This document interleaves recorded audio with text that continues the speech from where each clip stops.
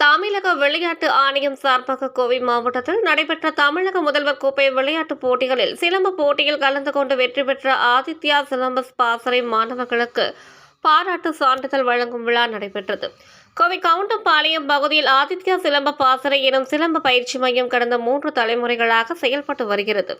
இதன் தலைமை ஆசானாக முத்துப்பாண்டியன் உள்ளார். இவர் கடந்த 47 ஆண்டுகளாக சிலம்ப கலைகளை மாணவ மாணவியர்களுக்கு பயிற்சி அளித்து வருகின்றனர். மாணவர்களுக்கு சிலம்ப கலைகள் நடுக்கம்பு சுற்றுமுறை, போர்முறை சிலம்பம், அலங்கார சிலம்பம், தொடுமுறை சிலம்பம், தனித்திறன் பாடங்கள், வேல்கம்பு, மான்கொம்பு, ஒற்றை சுருள், இரட்டை சுருள், கூர்வாள், ஒற்றை மற்றும் இரட்டை, பிச்சுவாள், பட்டைவாள், கேடயம், அடிமுறை, குத்து வரிசை, வர்மம் தொடுதல், தற்காப்பு பயிற்சிகள் அளிக்கப்பட்டு வருகின்றது.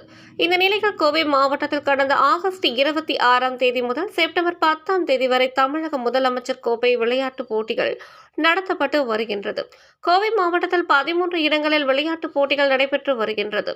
இத்தகைய போட்டியில் ஆதித்யா சிலம்ப பாசறை மாணவர்கள் கலந்து கொண்டு தங்களது திறமைகளை வெளிப்படுத்தி உள்ளனர்.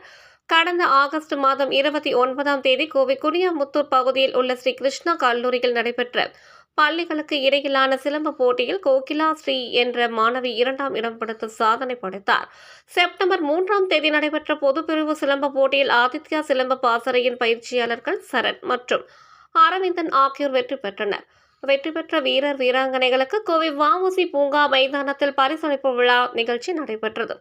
இதில் கோவை மாவட்ட ஆட்சியர் பவன்குமார், மாநகராட்சி ஆணையர் சிவகுரு பிரபாகரன், கோவை மாநகராட்சியின் மேயர் ரங்கநாயகி, கோவை நாடாளுமன்ற உறுப்பினர் கணபதி ராஜ்குமார் உள்ளிட்ட பலர் கலந்து கொண்டு வெற்றி பெற்ற வீரர்களுக்கு பாராட்டு சான்றிதழ்களும் பதக்கங்களையும் வழங்கி பெருமைப்படுத்தியுள்ளனர் என்பது குறிப்பிடத்தக்கது.